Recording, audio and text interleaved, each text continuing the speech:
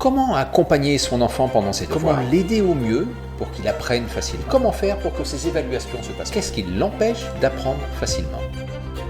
Si vous vous posez régulièrement ces questions, si vous cherchez des pistes pour mieux le ou la comprendre et mieux l'aider, alors ce podcast est fait pour vous. Laissons maintenant la parole à Patrick Courtois, facilitant Davis en correction de la dyslexie et présentateur du programme pour les parents Pourquoi Tyrannosaure mais pas si.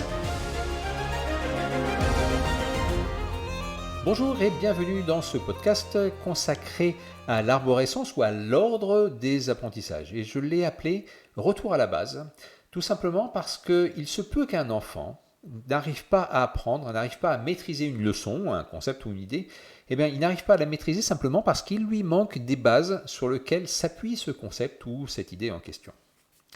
Alors, tout d'abord, nous devons prendre conscience que tous les apprentissages ne sont pas du même niveau. Et quand je parle de niveau, ce n'est absolument pas une question de hiérarchie ou encore moins un jugement de valeur. C'est simplement une évidence factuelle. Nous devons apprendre certaines choses avant d'apprendre les suivantes. Alors, beaucoup de spécialistes de l'apprentissage disent que l'on ne peut apprendre quelque chose que parce que l'on en connaît déjà 80%.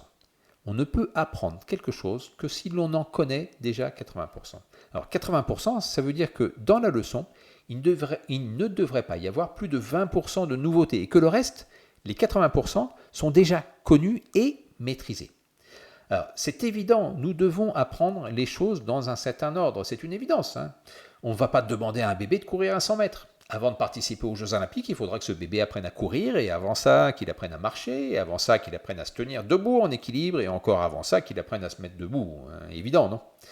Alors j'ai choisi volontairement un exemple qui semble très simpliste, mais je vous assure que je vois régulièrement des enfants qui sont dans un cas similaire, même si c'est beaucoup moins visible, parce que les apprentissages de l'enfant sont purement mentaux, se passent dans la tête, et sont donc plus difficiles à voir et à observer directement, bien sûr.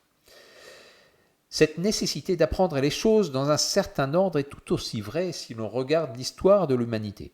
Si vous écoutez maintenant ce podcast sur votre ordinateur ou sur votre téléphone portable, c'est que l'humanité a inventé l'informatique. Et avant ça, a inventé les composants électroniques. Et avant ça, a découvert l'électricité. Et avant ça, le travail du fer et du cuivre. Et encore la maîtrise du feu. C'est tout aussi évident, non ? Alors, s'il a fallu à l'humanité quelques centaines de milliers d'années pour passer de la maîtrise du feu à ce podcast en MP3, heureusement que chaque enfant n'a pas besoin de tout réinventer. C'est aussi ce qui fait la force de notre société. Mais si l'enfant n'a pas besoin de tout réinventer, il doit quand même tout redécouvrir. Enfin, pas tout, mais une partie suffisante en tout cas pour ses apprentissages. Et c'est là souvent que ça coince. Si moi, parent, je maîtrise une notion, une idée, que c'est évident pour moi, ça ne fait certainement pas automatiquement que c'est évident et maîtrisé pour l'enfant. Et pire, ce n'est pas parce qu'un enfant arrive à utiliser une notion, un concept, qu'il le maîtrise forcément. Quelques exemples. Certains enfants connaissent les chiffres. Ils savent réciter 0, 1, 2, 3, etc.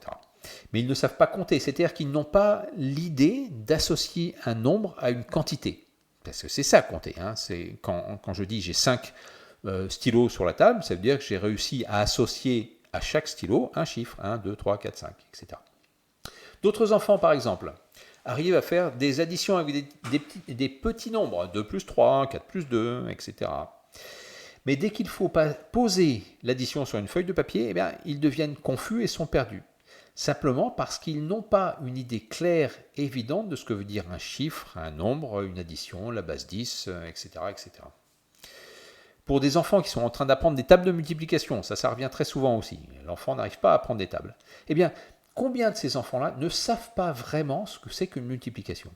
On veut leur apprendre une opération qui se base sur l'addition alors qu'ils n'ont peut-être même pas maîtrisé celle-ci, et on veut leur apprendre des tables de multiplication alors qu'ils ne savent pas profondément, consciemment, ce que c'est qu'une multiplication. Et si l'on enseigne à un enfant à faire des multiplications ou des divisions alors qu'il n'a pas maîtrisé la base, alors on l'incite à appliquer des règles sans les comprendre, à suivre une sorte de recette de cuisine. Mais ça ne correspond pas aux questions « qu'est-ce que multiplication ? À quoi ça sert ? Ou comment ça marche ? Ou encore « pourquoi a-t-on eu besoin d'inventer les multiplications ?» Parce que si on a eu besoin d'inventer les multiplications, ça correspond bien à un besoin, à un cas concret, à une difficulté que l'on avait. Bon, je ne répondrai pas à ces questions dans ce podcast, ce n'est pas l'objectif, mais bientôt, dans une autre semaine, vous aurez mes pistes de réflexion là-dessus. Et en grammaire, c'est pareil. Un enfant qui apprend à trouver un verbe dans une phrase en utilisant des astuces techniques ne sait pas vraiment ce qu'est un verbe. Si sa méthode de détection est une règle que j'ai trouvée sur Internet, alors je cite, on reconnaît qu'un mot est un verbe quand on peut mettre devant ce mot un des pronoms je, tu, il, nous, vous, il. Je répète, c'est une règle que j'ai trouvée sur Internet. On reconnaît qu'un mot est un verbe quand on peut mettre devant ce mot un des pronoms je, tu, il, nous, vous, il. Eh bien, si cet enfant utilise cette astuce, parce que pour moi, oui, c'est une astuce, alors oui, il arrivera bien à trouver le verbe dans la phrase, mais il ne saura pas pour autant ce qu'est un verbe. Il y arrivera comme y arrive un programme d'ordinateur, c'est-à-dire en analysant, en faisant une analyse syntaxique de la phrase, mais sans forcément comprendre la phrase. Mais nos ancêtres qui ont participé à créer le français n'ont jamais utilisé cette astuce. Ils avaient besoin de raconter une action, c'est-à-dire un verbe, et d'expliquer quelle personne avait fait cette action, et voilà que le verbe est créé avec son sujet. À force d'utiliser des astuces comme celle-ci, l'enfant se retrouve un peu dans la position d'un funambule débutant, en permanence dans un équilibre instable, prêt à tomber au moindre courant d'air. Et le problème, un des problèmes, c'est qu'ils intègrent au fond d'eux-mêmes que apprendre, c'est difficile, c'est douloureux, c'est compliqué, qu'il faut faire des efforts intenses, et pire, on n'est jamais sûr de résultat, et que l'échec est plus fréquent que la réussite. Franchement, quel gâchis! Alors que dans bien des cas, il suffit de construire sur un terrain solide. Pour reprendre cette métaphore de la construction, si vous bâtissez une maison sur un terrain instable, sur des marais, sur du sable, ou si vous construisez le deuxième étage avant que le premier ne soit bien solidifié, ce qui risque fort de se passer, c'est que tout s'écroule, ou au moins tout se déforme, mais ça ne sera pas opérationnel, ça ne sera pas beau, ça ne sera pas efficace. Pour éviter cet écueil, c'est assez facile, même si ça va vous demander de l'intuition, du flair. Parce que si votre enfant a des difficultés récurrentes pour apprendre une leçon particulière, demandez-vous et demandez-lui s'il connaît bien toutes les bases de cette leçon, tous les prérequis, tous les 80% nécessaires dont je parlais au début de ce podcast. Par exemple, s'il doit apprendre les fleuves de France, est-ce qu'il peut par hasard vous expliquer avant ce qu'est un fleuve? Qu'est-ce qui distingue un fleuve d'une rivière? Ou s'il veut apprendre la Révolution française, assurez-vous qu'il puisse au moins situer cette période entre, on va dire, les dinosaures et la naissance de sa petite sœur. Et comme je l'ai dit déjà, ce n'est pas forcément facile, ça demande une bonne dose d'intuition pour savoir quelle notion n'est pas totalement maîtrisée et qu'il faudra reprendre. Mais de toute façon, sachez qu'il sera nécessaire, si vous voulez que votre enfant maîtrise toutes ces notions et qu'il continue à progresser, qu'il continue à apprendre de classe en classe, de toute façon, il faudra revoir les bases. Donc, repartez aux bases, parce qu'on ne peut bien construire que si les bases sont solides. On ne peut construire une maison que si les fondations sont solides. Et une dernière petite chose, souvenez-vous, apprendre doit rester un jeu. Apprendre doit rester un jeu. Je sais que ce n'est pas toujours facile, mais je vous incite à trouver les astuces qui sont nécessaires pour que apprendre soit un jeu. Parce qu'il y a tout un tas de façons d'apprendre. Vous avez aimé ce podcast?